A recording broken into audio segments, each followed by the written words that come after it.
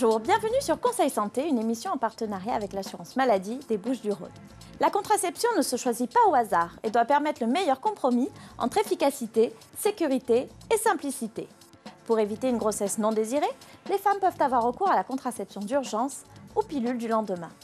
Attention, cette pilule ne remplace pas une contraception régulière, mais peut constituer une méthode de rattrapage.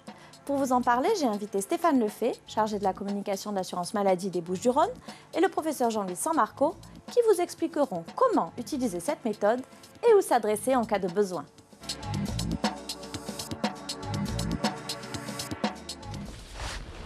Bonjour. Bonjour mademoiselle. Je voudrais une pilule du lendemain, s'il vous plaît. C'est pour vous? Oui. D'accord. Vous êtes mineur, majeur? Je suis mineure. D'accord. Bon, vous savez, vous ne vous inquiétez pas, c'est quelque chose de complètement anonyme. Par contre, est-ce que vous savez quel a été le dernier rapport? Quand est-ce que vous l'avez eu? Voilà. Oui, c'était hier après-midi. Hier après-midi, donc il y a moins de 72 heures. Vous savez qu'il faut la prendre dans les 72 heures qui suivent le rapport sexuel. Oui. Par contre, comment ça se fait que vous prenez une pilule le lendemain? Vous n'avez pas de contraception habituelle? Non, j'ai pas utilisé de préservatif. Si vous avez une activité sexuelle qui commence, il est important de voir un gynécologue régulièrement et surtout, éventuellement, de prendre une contraception. Parce que là, vous allez avoir un pic hormonal avec donc une décharge hormonale, mais savoir que la pilule dans le main, c'est un moyen d'éviter un avortement. Donc c'est vrai que ça va vous éviter un traumatisme comme ça. Par contre, c'est pas un moyen de contraception. Beaucoup trop de gens l'utilisent comme un moyen de contraception parce que c'est pris en charge par la sécurité sociale, c'est gratuit, mais c'est pas le but. Je vais vous chercher ça. Donc écoutez, on va la prendre. Je vous dois combien? Vous ne devez rien du tout. Que c'est complètement anonyme et pris en charge par la Sécu. Alors c'est vrai que ça coûte beaucoup moins cher qu'une IVG. Par contre, sachez que ce n'est pas un moyen que vous devez utiliser régulièrement comme une contraception. C'est un moyen d'urgence. D'accord? Vous voyez. Et là, si vous prenez le traitement dans les 72 heures, notamment que maintenant on a changé de posologie, avant il fallait prendre 2 comprimés, maintenant on ne prend plus qu'un seul. Il n'y a pas de risque. Et donc la pilule du lendemain ne protège pas des MST? Absolument pas. Hein, les MST, alors maintenant on ne dit plus les MST qui étaient les maladies sexuellement transmissibles, on disait les IST qui sont les infections sexuellement transmissibles. Et il y a la seule chose qui protège des IST, c'est le préservatif. Soyez très vigilante. Voilà mademoiselle. Okay. Au revoir. Merci beaucoup, au revoir.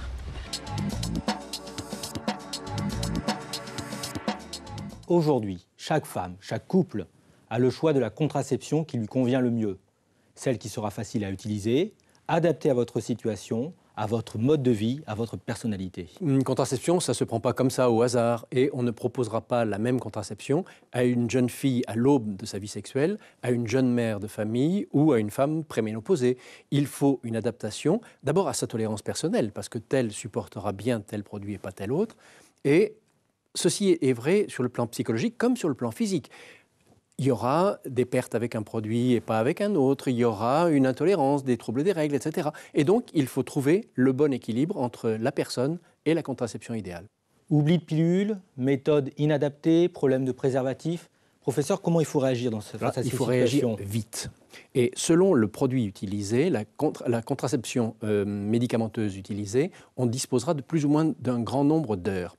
Si c'est une progestative pure, on a à peine 3 heures.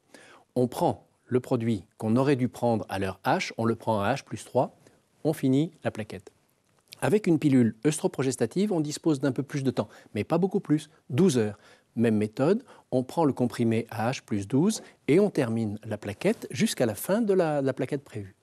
Ce que je conseille à mes malades, c'est que, comme elles ne sont pas très sûres et qu'elles sont inquiètes et que ça n'est pas très satisfaisant pour une vie sexuelle de bonne qualité, je conseille à ces femmes, à ces couples, de prendre en plus une contraception par préservatif pendant la fin de la plaquette, de façon à ce qu'elles aient l'esprit totalement libre et ouvert et qu'elles puissent avoir cette relation sexuelle qu'elles souhaitent dans les meilleures conditions possibles.